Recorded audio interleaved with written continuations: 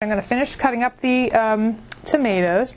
Alongside our omelet, we're going to be having the fried potatoes, and we're going to have some sliced tomatoes, and we're going to have some sliced avocado, and we're going to have a little bit of salsa on top. So I'm going to finish slicing up the tomatoes. I prefer tomatoes on the vine during the winter. They seem to have at least more of a tomato odor about them, a tomato smell, a really fresh smell. But you know, you test for freshness the same way you test a fresh tomato. If you just don't like the flavor of them in the wintertime, then maybe find something else. You know, there's nothing wrong with having a glass of smoothie for breakfast. That's a serving of vegetables right there. I'm going to just toss this a little bit. It looks like they're almost done. They're really starting to crisp up. It's going to be a very colorful breakfast too. All different colors on your plate. Remember how I always tell you that you want to eat a rainbow every day? So you're going to have a rainbow right on your breakfast plate. I got my tomatoes all ready, so I'm going to slice my avocado. Aha, perfecto. This one's beautiful.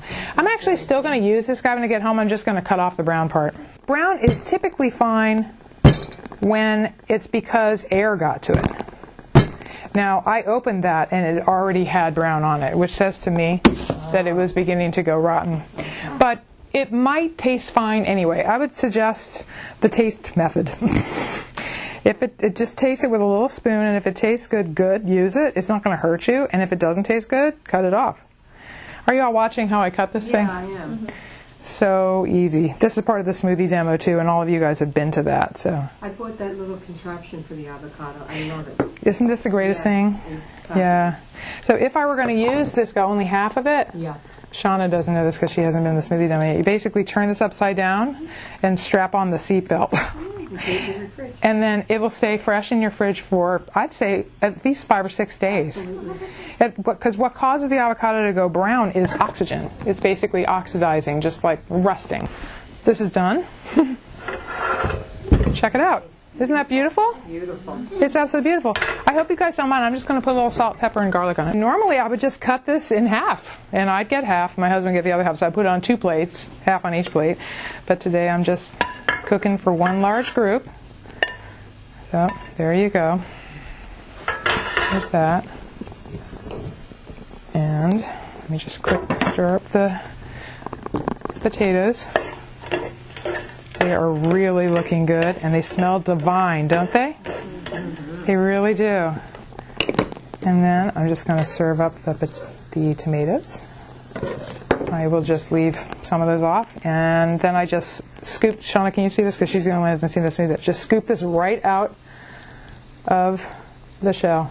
Avocado is a wonderful example of an extremely fatty food that you really should not do without. You should eat all the time. And in fact, if you were to eat 1 avocado a day, you probably would be healthier by far, even if you're eating a few extra calories than if you don't eat them.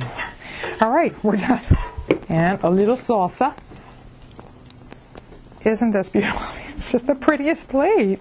Look at all the colors. That's gorgeous. And there's no grains or dairy or beans on this plate. You know, and actually, before I decided to go this route for my own health, I used to almost always have black beans or chickpeas or something on my plate for breakfast because it was a great, very energizing way to start the day. Yeah. But I do not miss them at all. Wow. Not at all. So what I'd like to do now is serve y'all.